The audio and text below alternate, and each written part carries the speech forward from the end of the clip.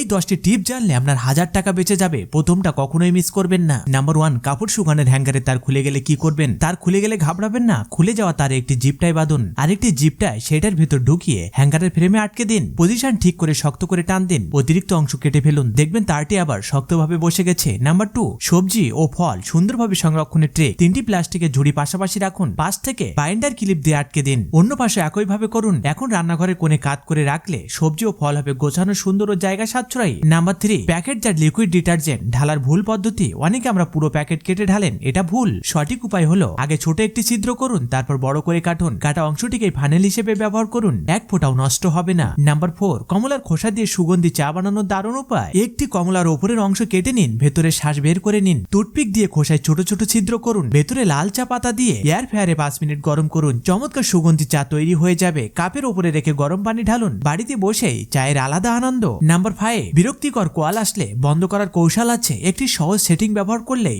Spam call আর সাহস পাবে না ফোন দিতে। নাম্বার 6, নিজে হাতে বানান কম্বলের কোণা আটকানোর ক্লিপ। 20 সেন্টিমিটার সুতা নিন, বোতামের ভিতর দিয়ে ঢুকিয়ে গিট দিন, সেলাই সুই দিয়ে কম্বলের কোণায় সেলাই করুন। সুতাটি বোতামে পরিয়ে দিলে কম্বল আর সরে যাবে না, চাইলে খুলে আবার ব্যবহারও করা যাবে। নাম্বার 7, পুরোনো কাপড় দিয়ে শীতের নরম স্লিপার বানান। পুরোনো কাপড়ের হাতা কেটে নিন, স্লিপারের ভেতর ঢুকিয়ে সামনে পেছনে মুড়িয়ে নিন। লুকানো সেলাই পদ্ধতিতে ডান বা একের পর এক সেলাই করুন, শেষে সুতা টান দিলেই সেলাই অদৃশ্য হয়ে যাবে। এক জোড়া নরম, উষ্ণ ও ফ্রি স্লিপার তৈরি হয়ে গেল। সবশেষে অনুরোধ, আপনি কোথা থেকে দেখছেন সেটি অবশ্যই কমেন্ট করে জানান এবং লাইক, সাবস্ক্রাইব ও ফলো করতে ভুলবেন না।